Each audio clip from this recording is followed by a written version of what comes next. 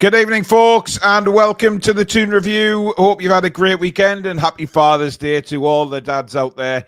Hope you've all been spoiled rotten. I am joined tonight by Stato and, of course, Billy. Good evening, fellas. Good evening, and good evening to all the Magpie Massive and Toon Review Massive and all you beautiful people out there in Viewerland. Now, tonight, obviously, we are going to discuss the latest news from the weekend. Have we put a bid in for Anthony Elanga? Has it been rejected? Is Kieran Trippier on his way out the door? There is a lot to discuss. We'll start off with the Elanga situation, guys, because I think that's there's been a few reports that we went in with an offer, but Nottingham Forest apparently have been asking 50 million, not 40, for Elanga. Where do you gents stand on this? I mean, I think it'll be all worked out in the end. I think we've got a decent relationship with Nottingham Forest when it comes to transfers. But Stato, 50 million for Elanga, that's a little bit on the high side, surely. Yeah, considering it's somebody that's not at the top of my list. We've looked at, especially in shows and players that have been linked by journalists, we've been linked with 5, 6, 7 reasonably talented right wingers of varying ages, profiles, and he's not at the top of my list. I wouldn't put him in my top 3 personally. I know he's got pace, he's got potential, and that's essentially what you're paying for. He's had a good year with Forest. Wow, he wouldn't be in my top 3, no, in terms of who would fit us stylistically. When you've got Bakayoko, Akliush, Semenyo, you've got all of these other names being floated around. I'm not sure that Elanga is as good of a fit for us stylistically as a couple of the others. You've got Toon as well for Celtic, who has been a cheaper option. You've got loads of players out there that fit the bill that have been linked previously. So I don't know. I don't want us to break the bank on this one. If we can get him for a good value for money signing, hell yeah. But I don't think this is a particular player we should pay over the odds for, because I think it's a pretty stacked market. There's a lot of players that are quite interesting, different profiles. There's no need for us to get into a war over this transfer. Billy, where do you stand on Elanga? Is he in your top 3? No. No? But he's clearly in Eddie Howe's. He's obviously wanted him last season. This time last year, he was last day of the transfer window. He was trying to push a deal then. Yeah, we went for a late one, didn't we? Yeah. So I'm assuming that Eddie Howe's a big fan of this fella. And if he is, then we've got to trust the manager, but I wouldn't pay 50 million for him. 45, I guess, would be tops I'd go to. But I guess that it's pretty close in kind of in how much they want to pay and how much they want for him. I guess they do a deal at some point.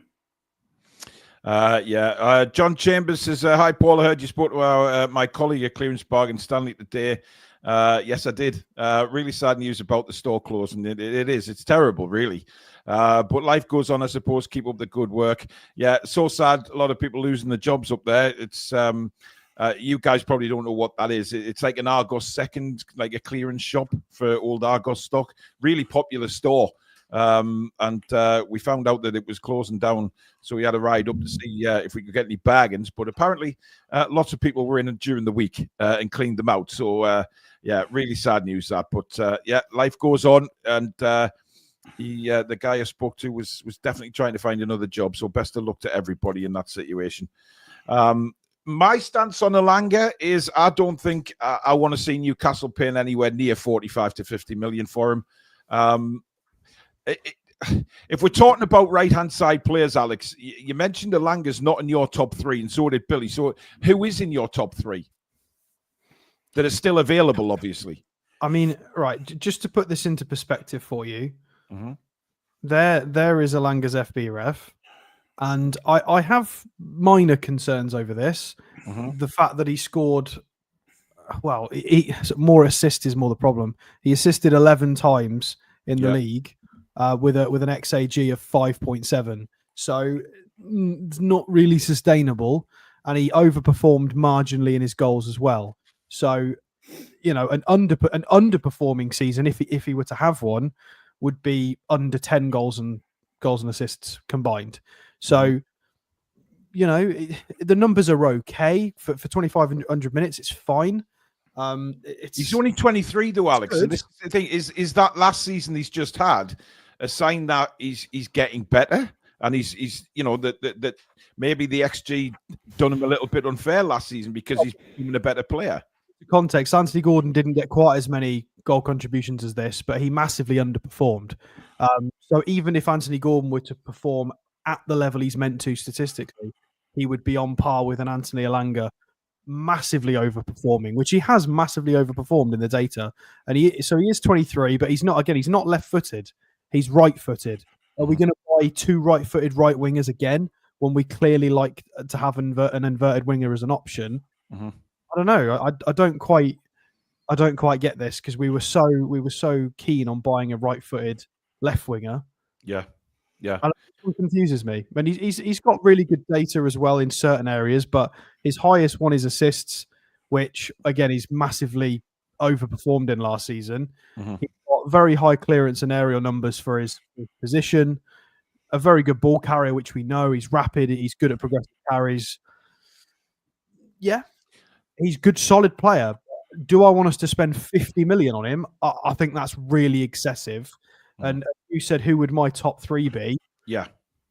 I mean, I personally prefer Akliou, but that's just a personal preference if I was building a team, because I like those kinds of players.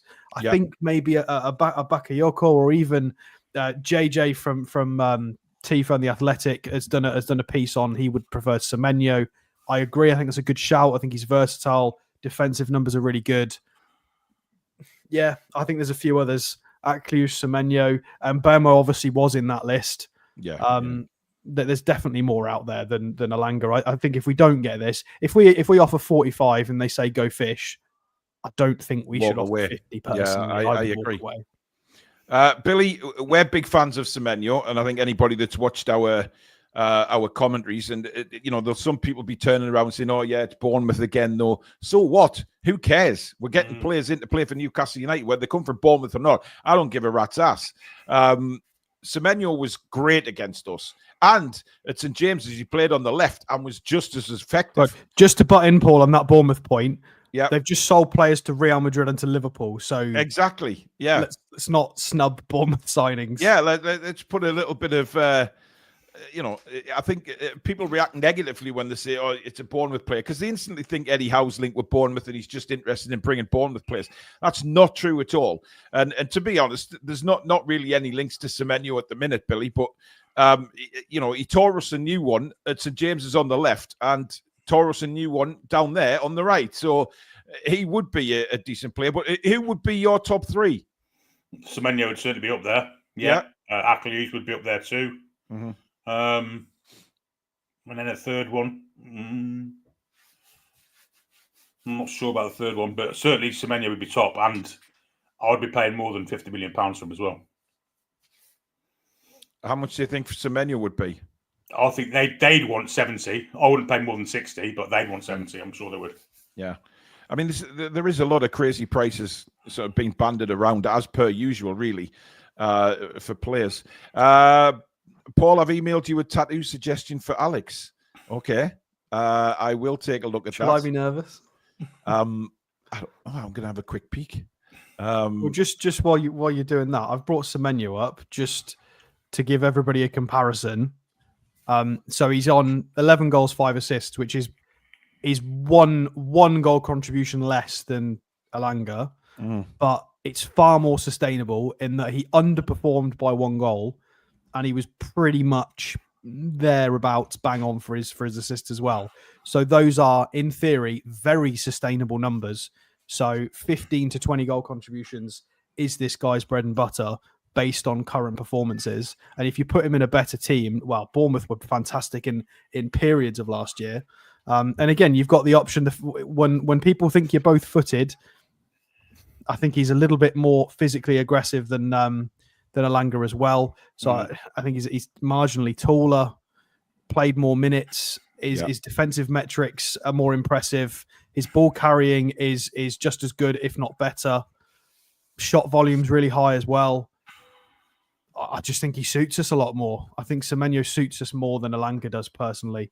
I think Elanga is a counter-attack merchant, which is very harsh from me. Very harsh. But it's true. But if you were to say which one of those two, Semenyo or Alanga, which one is an Eddie Howe player or closer to an Eddie Howe player?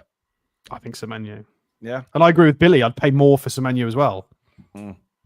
Is it strange that maybe, we're not linked to him, that we haven't really been in the hat for Semenyo? Because there has been a few teams already, stated that they're interested in him. And Newcastle United haven't been mentioned for quite a while with Semenyo.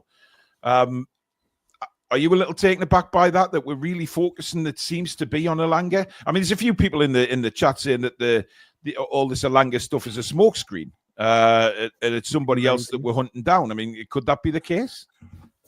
I don't think so. I think the fact we were in for him last summer tells me it's not. I think Alanga's a cheap version of Semenyo, and I'm saying 70. They could want more than that, and they'd be quite right they'd be within their rights to kind of ask for that. But I don't think we'd pay that. So maybe that's why we're after Alanga. I don't know. But I agree with Stato. He's a counter-attack merchant, and Nottingham Forest were a counter-attacking team last season. Semenyo far more. Semenyo and Bournemouth played a far more technical brand of football with a bit of possession, a bit of quick pass build-up, counter-attacking, free-flowing at times. They annihilated us last season quite embarrassing. He himself annihilated us. Yeah, I mean, he's a really good player. I mean, we've mentioned me and Billy Semenyo many, many times. I just wonder if Eddie's actually looking at the Alanga situation, and maybe he's spoken to Isak about him as well. I mean, Isak's been, if you believe what you read and what Alanga's been saying, is that Isak has been in his ear a lot. Was his representatives up at the training ground last week? We don't know for certain. Nobody knows. Is Eddie seeing Alanga as the perfect sort of wingman, if you like, for Isak, Billy? Potentially, but I don't see it myself personally like that. I think he's literally counter-attacking. The assists kind of thing, the stats I was mentioning there, a lot of that would probably be better with Isak as a forward partner. I think Isak would score more goals a season than Chris would. And people that would play up front with him. So he's got the potential to improve. There's no doubt about that. But personally, I think Semenyo is more rounded. The other one I quite like, can play on the right-hand side, although he's not literally, just a specialised right side. It's Harvey Elliott. Absolutely. Yeah. Alex, there's been a few people in the chat saying that maybe Eddie's put off by the AFCON. Semenyo would have to go to the AFCON. Eddie may be a bit put off by that. What do you reckon? Possibly. I mean, that's information that you would never, ever get out of him, ever. So it would only ever be assumptions. Possibly. I mean, I don't know I don't know if I'm politically correct enough to understand whether you're allowed to have a preference with that, whether you're buying African players or not in regards to call-ups for the AFCON. But purely based on the fact it's bang smack in the middle of the European season, which is problematic for European clubs. I guess my preference would be, if possible, no.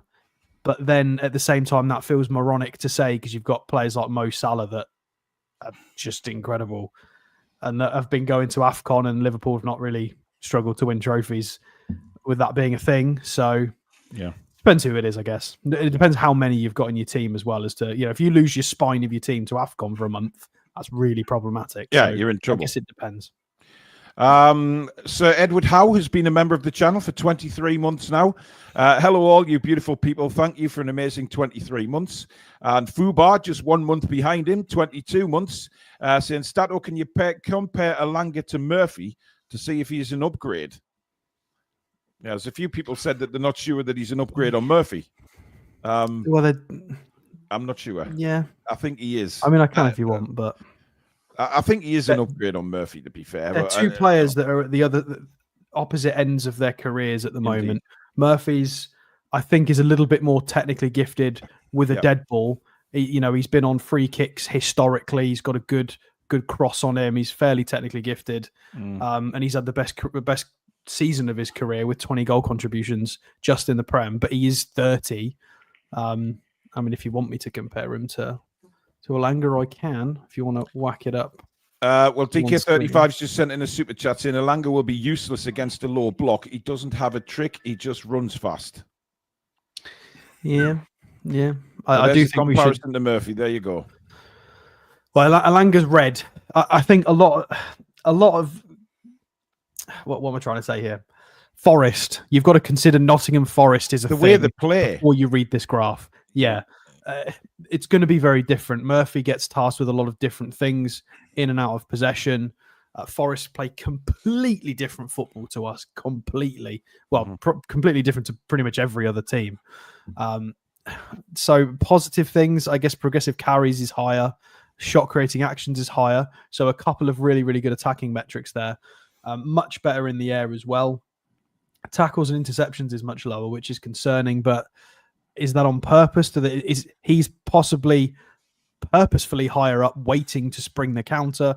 A lot of this could be interpreted positively. It's not necessarily a bad thing, but they're just different players, and again at different ends of their careers. So, but they are pacey, right-footed. But that comparison there does not sort of slap you in the face and say that's a big upgrade on Murphy, does it? But if you put Alanga in a more positive team, exactly. But people have just looked. If you go and stick Anthony Alanga in Aston Villa and give him 20 games, that'd look completely different. So it just depends. Yeah, it depends. Whoever commented that before about low blocks and stuff, absolutely spot on. We need people who can pick a lock. Because we've got a lot of Harvey Barnes is one that can pick a lock. He's not your Anthony Gordon pace and physicality, but Harvey Barnes can out of nothing run through treacle, skip past two, and bang it top bins because he's just got a bit of that, and we need that on the right as well. I think. Indeed, I agree. Adam Bell with the super chats in. Stato, can we see Akiliush stats, please? Already up. Okay.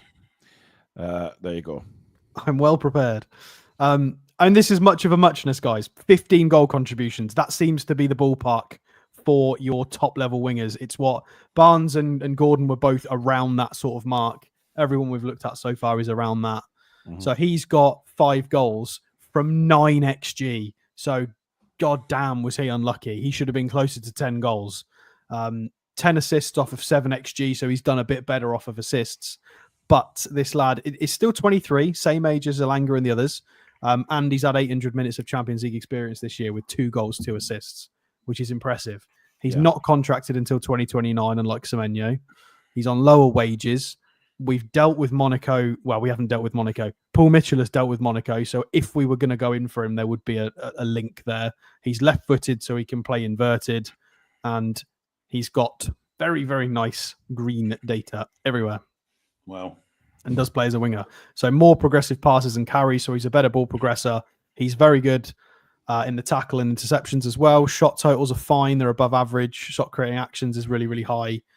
You know, he could maybe do with a little bit more physicality, but there you go. We're talking about picking locks. Kvaratskhelia is in there. Desiree Doué is in there. Isco.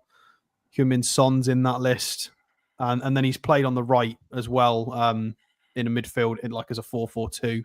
So he's. I would ignore that. That's quite skewed. But yeah, he's really, really good. But he's lacking probably what Semenyo would give you in terms of physicality and Premier League experience. So it's. Yeah. But this guy's got Champions League experience. So again, it's what do we think's going to suit? Of course, the window, Billy, it reopens tomorrow. I don't think it's ever been closed. If we're honest, it's just ridiculous. But it opens again officially tomorrow. Are you expecting Newcastle United to do anything in the coming days, or do you still think it's going to be sort of towards the PSR deadline, which is that the 30th of June? Yeah, it's a fortnight away, isn't it? So, but is that not leaving it? I mean, Eddie said he wanted his squad really all done and dusted for we presume by pre-season. And we know they're coming back. What is it, 5th of July or something? I think they said they were coming back. So it's not really time, right? Sorry, mate. If anything, that lines up perfectly. Yeah, it gives us 4 or 5 days to get them in, and but fair enough the PSR signings. But would we do a bit of business before then? Potentially, if the right deal came along. But I'm thinking personally, it's going to be towards the end of the month, beginning of next month. So we know where we are, basically. Well, I mean, look, I if I'm It's all openly honest, financial strategy, Paul. absolutely, It's not even about players. We don't know about. Yeah, we don't know what because we might not have even decided which way we're going to go yet. We might be thinking, right, if something sexy becomes available pre-June the 30th, we'll pull the trigger on it. If it doesn't, we'll just let this year be this year in the PSR cycle, and we'll buy our players after June and just put it in the next year for the cycle. Like, I think it depends on what's available. Well, if all of a sudden there's 2 or 3 clubs scrambling and we go, oh, we'll have him, then we might pick one up. But when we were talking about the 4 core players that we thought maybe were the 4 main targets, we might still be signing them. Just not well, that's my thinking. We could be. There is reports out there saying we've contacted Brighton regarding Pedro, and is there a deal to be done there? Is the valuation just too far apart at the minute? Then the Elanga things comes out today. You got James Trafford. We've been in for him, but Burnley are wanting more because of a 20% sell on that they've got to pay to Manchester City, of course. So Burnley want a bit more money. So it's all really just still completely up in the air. For all we know, Newcastle United could well be in the background just thrashing out these deals and making sure that obviously we don't get shunned off anybody. But it's my worry is, and I've said this before, I think we've all said this before, that teams are asking too much money for these players that we don't want to pay, and B, we can't, because we've got a certain amount of money that we need to be careful with. We might be able to get people on a cheaper rate because of PSR negatively affecting them. This is our chance to do a Yankuba Mintet and Elliot Anderson type of signing. If we get to June the 26th, 27th, 28th, and there's a few clubs going, ooh, we really need to offload somebody, it's going to have to be a big hitter. It's going to have to be maybe a high potential player or an academy player. Like a Harvey Elliott, for example. If Liverpool keep splashing the cash and we chuck 35 at Harvey Elliott, that might entice them. They might be curious. So we might throw some money at a club in the final 4 or 5 days of June. Yeah, I don't think it'll be on the 30th either. I think if teams are wanting to get in line with PSR, deals will be done earlier than the 30th. I don't think there's any team that would take... before, it's risky. It's risky to leave it because anything can have gone in a deal. Exactly, a player could get injured. But we're in a good place, right? If it shuts, we've had a healthy year, and then we'll go spend in July. Yeah, providing the players are still there, because that's a worry to a lot of fans, is that teams around us, and we mentioned this the other day, our rivals are picking players up left, right, and centre. Targets. We've got loads of targets. We haven't got anybody in yet. But we all wanted Brian Mbeumo, and that door's shut, and we're all fine. You move on. There's plenty of fish in the sea. We've just got to see if anything's biting pre-July. I love Alex's confidence tonight. It is. I'm with him. I'm with him. Yeah, I agree. Well, listen, we're a great project. I'm not in the panic boat yet by a long stretch of the imagination. By the way, I know, and I'm pretty sure that we will get players in. It's just obviously. It's Newcastle just United. To put your mind at rest, maybe think about this from an agent and a player's perspective, right? The wages are only going to go up at Newcastle. That's a given. Yeah. We've got Champions League football. We're playing in 4 competitions, so there's going to be loads of minutes and availability. The right side has got 1 designated player on it in Jacob Murphy, who is going to be 31 next season. Is Jacob Murphy going to hit 20 goal contributions next year? I mean, very unlikely. I'd love him to, but generally, if everybody had to take a punt at that, probably not. So if you're a young right winger who wants to come to the Premier League and be that guy on the right wing, absolutely. It's doable. It's a good prospect because you might get good wages. You're going to get trained by Eddie Howe, who's been getting players into their national teams. It ticks every box. It literally ticks. Unless your box is, I want 200 grand a week, then fine, jog on. But we tick every other box. It doesn't seem, though, Billy, that we're keen to go overseas, does it? Too much. Because we don't know, do we? Let's be honest. We're saying that, but we don't know. No, we don't know. But we're not linked in the press with many overseas players. Well, Diamande. Well, yeah, but the player I'm talking about here is Bakayoko, because he's apparently available for around 17 million. I've not looked I at mean, him. surely we should be all over that. Well, he's done it in the Eredivisie. It's different, isn't it? How many players are in the Eredivisie come over here for? Let's just talk about the ones that Eric Ten Hag signed at Manchester United. It's a risky league to sign from.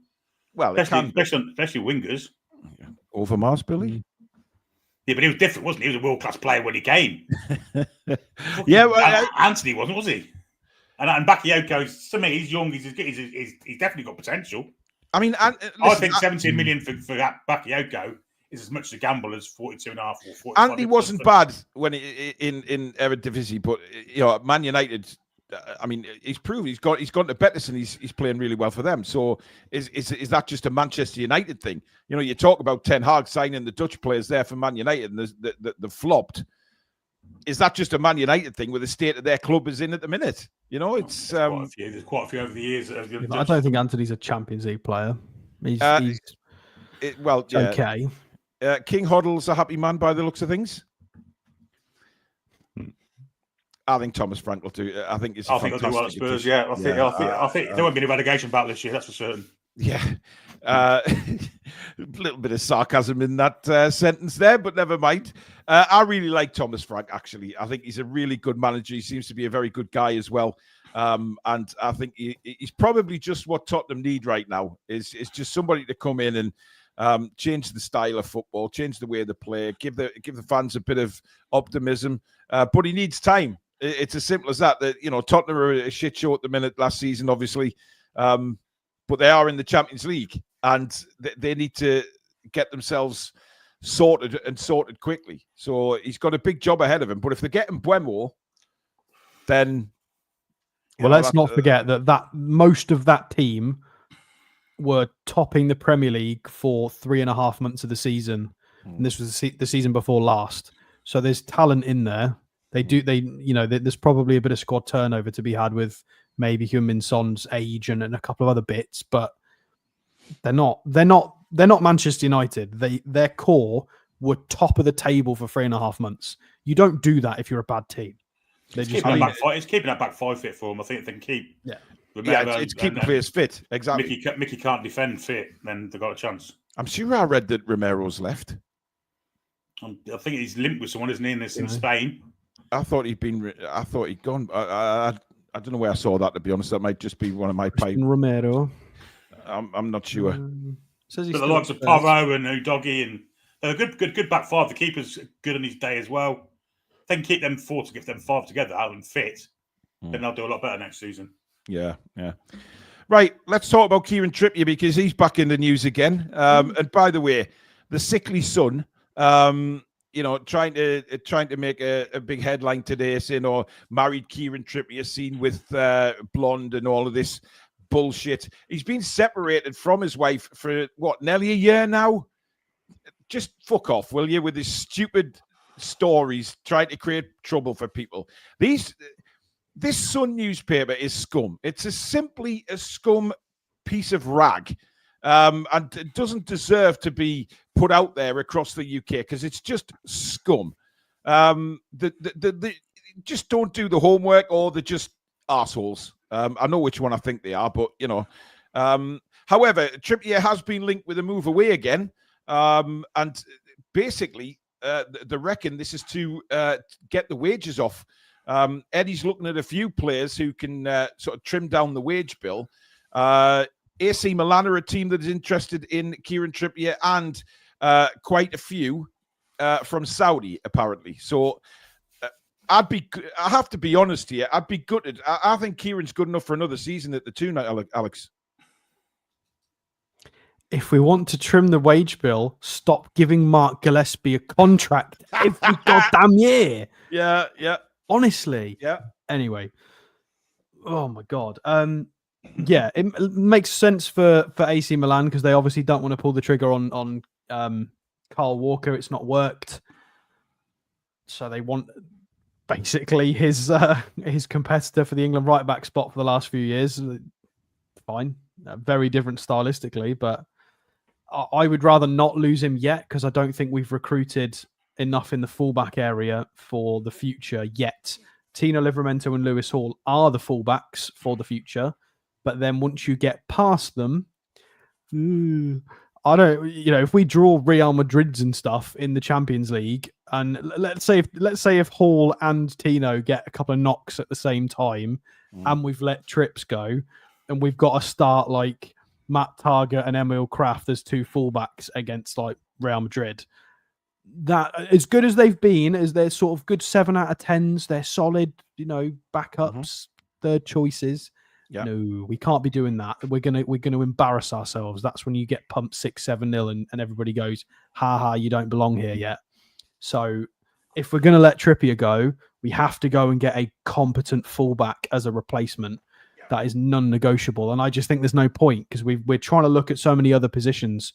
There's going to be good squad turnover this season, and I don't think we're ready to make that adjustment yet. I just think throw another year at him and just tell him he's really important, because he is really important. It's the truth. Yeah, trim the wage bill, Billy. Get rid of Matt Target. Yeah, exactly. But how many clubs are clamoring to buy Matt Target on 100 grand a week? Not many, I would think. Well, no, there isn't. Trippier, it's whether Trippier wants to stay or not for me. If he wants to stay, then by all means we've got to keep him. But I've got a feeling he wants to move on, and has done for quite a while, to be fair. Yeah. We've got that impression for quite some time now, where it seems like and remember the reports that he wanted to go abroad again and finish his career overseas. Maybe Milan is a good move for him, but that's a very, very good player leaving our club, Alex, which is a big problem for me. I think we've got a good amount of negotiating power now, because we qualify for the Champions League. So there's definitely more of a guarantee he's going to get minutes. So yeah, I don't see why you would want to go, unless he just wants a fresh start for personal reasons. He's done the abroad thing. That's really the main thing for me, I think, Alex. I think you made a good point there. I think, obviously we stay well away from that. Yeah. But it could be we don't have reasons. enough information to put that out as a suggestion. We can only theorize, but for footballing reasons, he's settled. He's obviously very close with the manager and the assistant manager. He knows the team inside out. He's part of the leadership group. He's basically the vice captain. He's basically a captain of the club as well. Mm-hmm. He's going to get a load of appearances. 25, 30 appearances, you would imagine, next season, if he can keep himself fit. Maybe more. Depends if Tino, doesn't. I think we need him for the right experience level as well, and what he brings to that dressing room. His experience, his leadership, even when he's not on the pitch, could be vital, Billy, in the Champions League campaign. Oh, 100%. Yeah, I mean, the last 3 or 4 months of the season, last season, he was outstanding, wasn't he? He came back in. We all thought that his days were numbered and he was over the top, but he came back in. And as long as he was playing 1 game a week, he was fine. And he was outstanding in that 1 game a week. Yeah. So as soon as you start playing 2 games a week, the old legs look a bit dodgy. But yeah, I'd keep him personally if I could. Jesus Hernandez with a super chat saying, look outside England. How about Nufc or Akliush? Well, we've already mentioned one of those. Eric with a super chat saying, laughing my arse off, Club World Cup. We have a team from New Zealand losing 10-0. I get inclusion since World, but that was an embarrassment today and will continue throughout.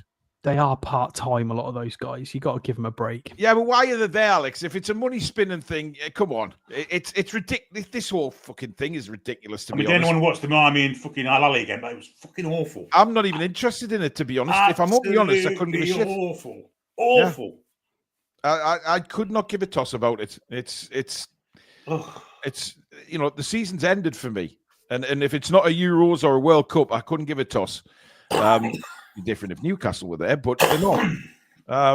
Inter Miami were dreadful. Really well, bad. Yeah, we only know one reason they're there for. They've been dreadful. Their league form's been terrible leading up to this. So, well, Messi and Suarez don't want to do anything but stand up front. Well, Suarez looks like he can't run anymore. Did you see him warming up the other day with Messi? He's like he's put at least 2 stone of weight on. He can't run anymore. How old is he now? About 450. 38. Ah, dear me. Honestly, it's just the format should be, to make it realistic and interesting, is maybe the top 4 finishers in the Champions League of each region. So your Asian Champions League, the European Champions League. Take the top 4 of all of those Champions League and stick them in a knockout tournament, because it's the 4 best teams from all of the different regions, instead of Chelsea's coefficient, because they won the Champions League like 5 years ago, so it props up their coefficient. Yeah, it's just a money spinner from the powers that be that just see dollar signs and think, how Inter Miami shouldn't money? Be in that competition anyway, because they didn't announce which trophy would qualify you for the Club World Cup in the season. They waited until Inter Miami won a particular cup and went, oh, it's that one. That's the one. So it's cheating. They basically forced Messi into the competition. Of course they have. Eric with another super chat saying, point proven, part-time, then why include them? Yeah, it's a farce. Anyway, one story that is kicked around again today, guys, and it is up for discussion, is Liverpool links with Anthony Gordon. Apparently, Liverpool are about to bid or send into Newcastle a £100 million offer. Now, if they bid 100 million quid for Anthony Gordon, I will drive him there myself, because I think that is far too good to turn down. I don't know how. That's nothing against Anthony Gordon, by the way, but we're talking 100 million quid here. If they're coming straight out offering 100 million, I'd hang on a bit. I think they'd pay 110. Really? Yeah, of course. They don't just come straight out with that. The word is we'd take double our money, 80, and they're offering 100. I think I'd just wait. I'd say maybe another 5 and you can have him. Yeah, but that's maybe why they're going to go in at 100, because we've initially, it's well known that we've offered, or the valuation that we put on him was 80 million. So therefore, Liverpool are saying, well, if we go in with 100, that sort of takes the negotiation out of it, because we're offering £20 million more than what Newcastle originally valued him at. I mean, it's a lot of money. It's incredible. I mean, what that would do for us. I mean, I don't think there's anybody who linked with Newcastle United would turn down £100 million for Anthony Gordon. No way. I'd probably take that. I wouldn't. I'd probably take it. Yeah. I don't want to sell him, because he's one of these players where he can definitely pay back the value if he reaches his potential and he continues. He can pay that back in value to the club through goals, assists, performances in the Champions League, in the Premier League. He's definitely somebody that could do that.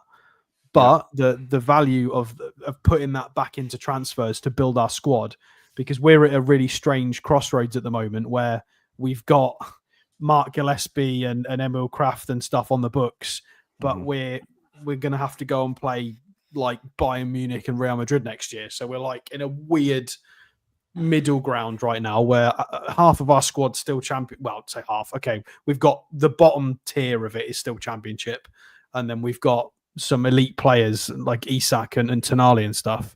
So 100 mil would change the game for us, because it's pretty clear we've got some money to spend already. So 100 mil would mean we could go and sign for every position. We could get our goalkeeper.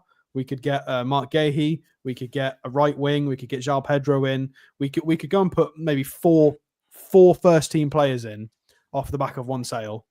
So plus then we could go and spend some money on some little 10, 15 million youngsters, go and put 3 or 4 in the academy. We could splash the cash and really, really improve the entire club.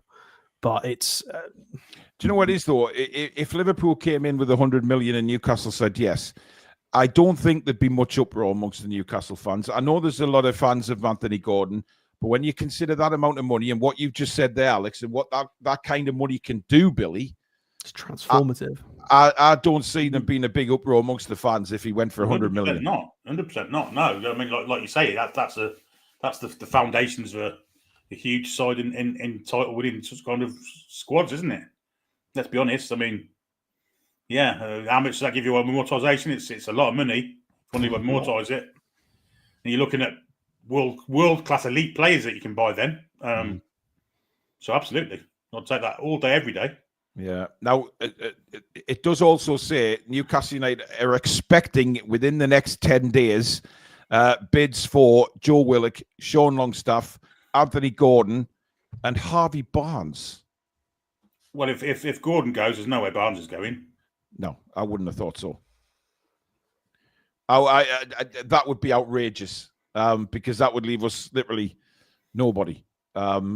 Certainly as well with Willock, who is obviously a left-sided player as well. So that would leave us very, very sparse. But I think if you're talking on 100 million quid for Gordon, I mean, I don't want to sell Harvey Barnes anyway. I'm a big Harvey Barnes fan.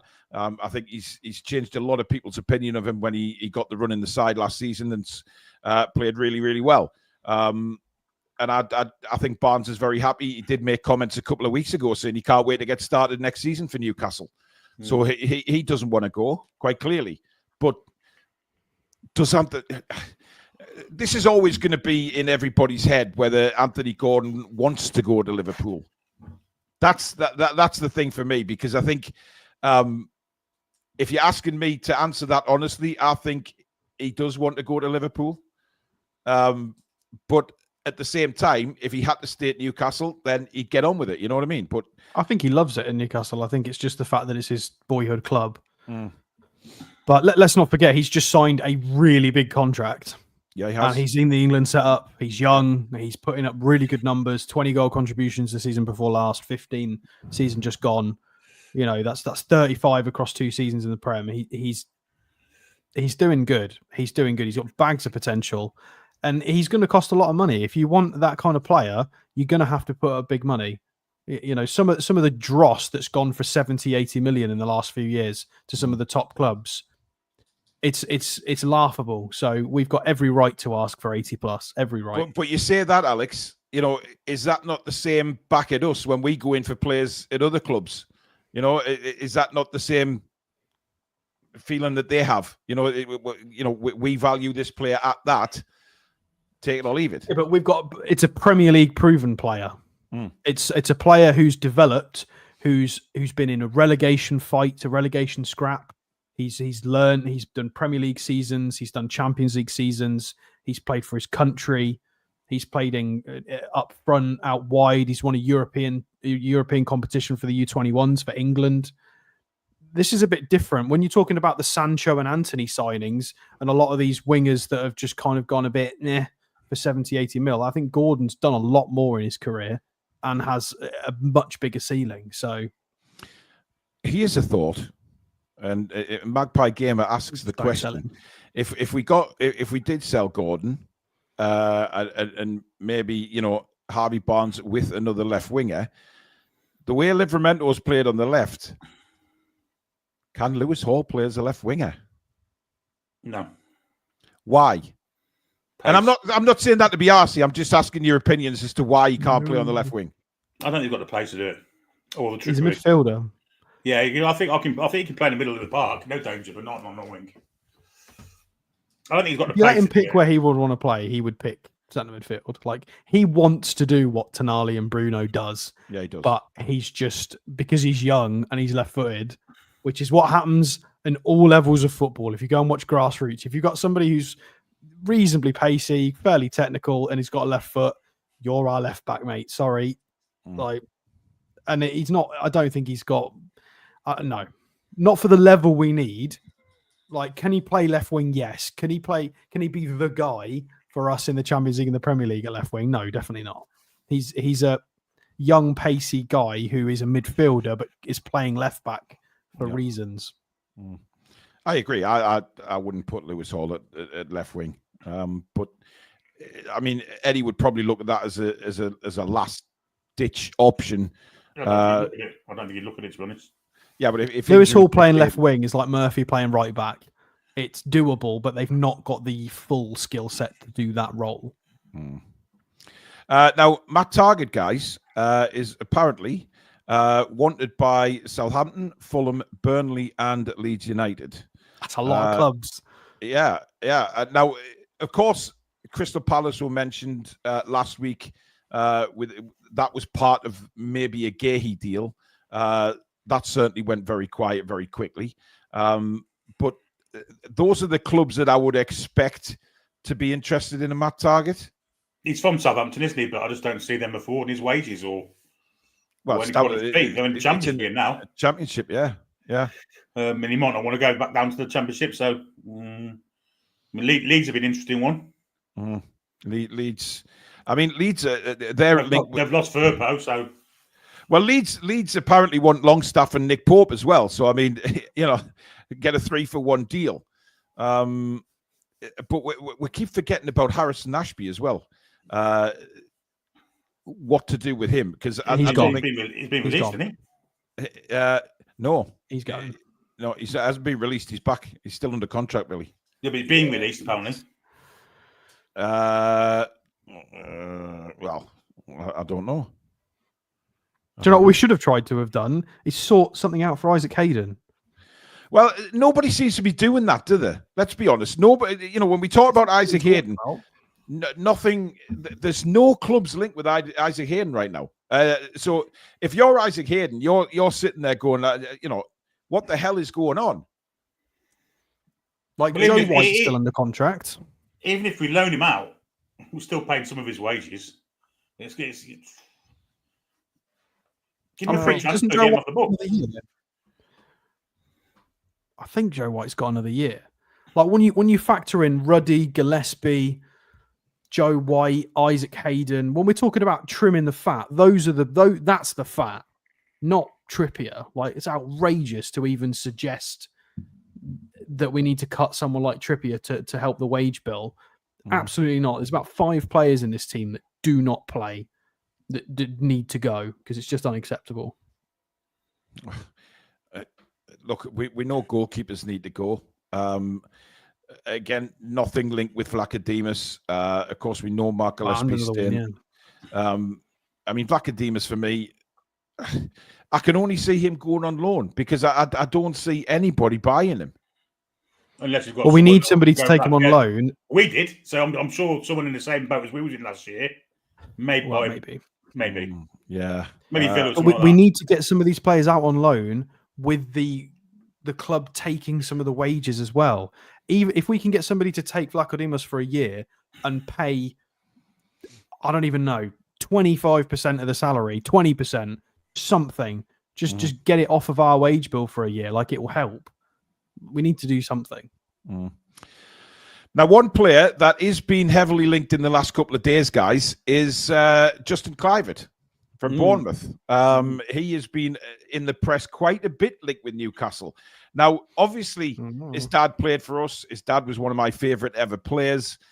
Somebody that, I loved when he signed for Newcastle, although it didn't really he was at the back end of his career then, wasn't he? Justin Kluivert grew up as a Newcastle fan. We know that. I mean, listen, this kid can play. I mean, he's ripped. He got a hat-trick at St James's Park last year. He ripped us apart. I wouldn't be objecting to this signing, to be honest. I really like this kid. Yep. Here he is. I mean, he could be a perfect replacement for Gordon if he was to go, couldn't he? I'm not so sure about this one. Really? I don't think it's the way we want to play football. I don't know, Alex. I mean, you look at his XG there, 10.3, got 12 goals, 4.8 assists, 6 assists. I think he's... it's more of a stylistic thing. It's about his fragility and just, I don't know. He's very pacey. He had a lot of potential. He went dark for a few years and it didn't look like it was going to happen. He was, heavily followed when he was at Roma. And I don't know. I really like him. He absolutely destroyed us with a hat-trick, but there's just something not quite right for me about how he would fit into our team. I mean, Daniel Graham's just said there, he's not a winger. I mean, he did start as a right winger. He played a lot of minutes in Italy in the right wing, but he's played a lot through the middle for Bournemouth as well. 5'7.5". I don't know if he's the right fit for our team profile-wise. You know how we said he likes being in the middle? If we sell Joe Willock, would Kluivert be a good replacement for Joe Willock? I'd prefer João Pedro over Justin Kluivert. I think João Pedro's got more about him. I think João Pedro is more physical, taller. I think he's got a reasonable technical level. I just prefer somebody like Pedro. because he's got Pedro is a little bit more suited to how we play than Justin Kluivert is. Even though they can do slightly similar things, they are slightly different players. But could Kluivert not adapt to the way we play? Is he good enough to do that? He's a Dutch international. It's not the adaptation that's the problem. I think he's not got the physical skill set. I think it's something you just need to have. And I think João Pedro's got a bit more oomph. He's a young, tricky Brazilian, João Pedro, and he played well for Watford in the Premier League, in the Championship as well. He's been about. He can do it. He can put himself about, certainly. Justin Kluivert, I don't know. He's a very good player. He is a very good player. Yeah, just don't think he suits us. His valuation's 47 million. Apparently, Bournemouth have on him. I don't think he suits how we play. I think he really suits Bournemouth. I don't think he suits us. Billy, what's your thoughts? I like him. Yeah, I think he's a good player. Got Spurs written all over him for me. Maybe a Spurs player. Yeah. I mean, can you see him fitting into Newcastle's side, Billy? That stump, yeah, he's quite flexible, isn't he? But it's that 5'7" bit, isn't it? And he's quick, and stocky, but not tall, is he? I don't know. I think you can find a place for him. But not 47 million, I've got to say. Not 47 million. No. Is that not just the going rate for these kind of players now? We look at the Pedro one, we look at Kluivert. You look at Man City, how much they paid for certain players. Liverpool have paid for certain players. I think Pedro comes in and starts it, doesn't it? I don't think Kluivert necessarily would. Where would you start Pedro, though? He could play on the right, he could play as an AM, he can play as a second striker, he can rotate with Isak as a striker. This is Justin Kluivert. So he's done 129 appearances as a left winger in his career, 84 as a right winger, 57 through the middle, and then bits of other stuff. So, yeah, he's played all across the front line. So could Eddie be looking at him as a right winger? I mean, he's right-footed. Are we going on about Elanga here, and we could be working on a deal for Kluivert? I mean, previous seasons, this is a 26-year-old who's had his peak season, 12 goals, 6 assists. He's never put numbers up like that before. The only time he did was when he was 18 years old at Ajax, 10 goals, 5 assists. So this is his best season. And the minutes as well previously were pretty bad. This is the first time since he was 18 he's done more than 2,000 minutes for his senior club, which is concerning. And he's done the runaround at Roma, Leipzig, Nice, Valencia. Yeah, he's got good experience of other leagues. I mean, is that a bad thing, or I don't know. To be honest, I don't think I'd mind Justin Kluivert guy. I have to be honest. I think that I'd be happy with a signing like him. Yvonne, mate, I'm not sure what you mean. Shades of Miggy all over this in terms of. Don't even compare those two players, Alex. I'm purely talking about a good season. It concerns me that I don't think he's going to be. He doesn't look like he's got loads of availability. But are these players not improving, Alex? That's the thing. We look he's back 26. at how they played. Yeah, but 26, he's coming into peak years. Maybe not a bad time to get him. I'm not sure what Yvonne means by this, by the way. I'm not tall, but I'm sure I could score through you, Billy. So you want to pay more for this guy than we paid for Barnes? Yes. I would pay 47 for him. Maybe 45 to 47. Definitely. You're a dangerous man, Paul. I beg your pardon. Jesus Christ. Not giving you my Football Manager account. Jesus. What? Saw with you, Billy? Saw? I think she means score. I would bloody hope so. Where were you going with that, Yvonne? I'm a bit concerned. Dear me. There's quite a few players disagreeing with me. But look, I'm a fan of Justin Kluivert. I'm not going to be shot down for that. No. I'm not going to be shot down for being a fan of No, I'm a fan of him. I actually like him, and I think he'd do a good job for us. I like him as well. He's great. I just don't want him at the club. sometimes I think there's way better options out there. He's a good player. Definitely put him on a short list. Have a look at him, but he's not going anywhere in the top page. Like I don't think he suits us. Kenzie says Yvonne is in heat for Billy. Oh dear. Just a quick one before we finish. Tino Livermento's comments earlier in the week, guys. Very, very positive. Basically shoved all the transfer speculation to Man City out of the door. Simple as that. He is very happy at Newcastle. No doubt about it. Yeah. And again, he was out. Had a good game again today on that left-hand side. Really is coming into some potentially good stuff with him. Yeah. He's a great footballer. I mean, there's no need for him to go anywhere yet. If he wants to go in the future, he might do, but there's no reason for him to move at the moment. You know, he's going to get loads of games for us next season. Yeah, he's competing with Trippier, who is aging. You know, Hall's had his injury. There's no reason for him to leave at the moment. He's learning. Ruffy had been seen with a super chat saying Enzo Millet, ideal replacement for Willock. Enzo Millet, where's he play? He's on every comparison list. I recognise the name. Is he in Germany? Is it Stuttgart, something like that? Yeah, Stuttgart. His name always pops up when we're looking at other players as well on the comparison lists. But I don't think we've been linked, so no. No, we haven't. Certainly haven't been linked with him, but you never know. We might. You just never know, guys. But anyway, that is it for Transfer Show tonight and latest news. Thank you, everybody, again for tuning in. Thank you for your super chats and memberships. Mods, thank you very much as well. And Alex and Billy. And you guys out there, thank you very much for tuning in again tonight. Great crowd in again. So thank you for all your support. Please do drop a like if you've enjoyed the show. Those likes are very, very important for the channel so that we get put out on the algorithm and in the search results. So the fellow fans like yourselves can find us and hopefully subscribe in the future. If you haven't already done so, please do subscribe. We are less than 700 away now from 40,000 subscribers and the big 40K party. So please do subscribe if you're new to the channel. It is completely free, but please make sure that you hit that notification bell so you never miss an upload or a live show. Thank you to Mamaroo Records for continuing to sponsor the channel.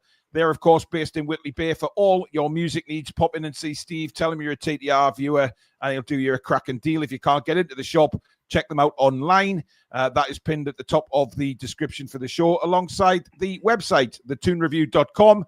That is the place to go for all your Toon Review merchandise. Buy yourself something nice, friend, family, and support the channel that way. So that is thetoonreview.com. By the way, Alex, before we go, this is the suggestion for your tattoo, by the way, from Basil. It's not Magpies, but it's nice. Not, but it is. You can't really tell from there, Alex, but what it is, it looks like it's actually embroidered on. It does, actually. It's a really clever tattoo that it looks like it's sort of embroidered onto the skin, which is really clever. Before we disappear as well, I am actually up in Newcastle on Tuesday and Wednesday this week coming. So I might be about on Tuesday. If anybody's got any cool gym suggestions as well, throw them my way, but I'll be around. I might go see Steve as well at Mamaroo Records, possibly, if I've got some time. Oh, well, there you go. Right. Thank you, everybody, for watching. It's been a pleasure. Enjoy the rest of your Sunday evening, and we'll see you again very soon. Good night. Hi, lads and lasses.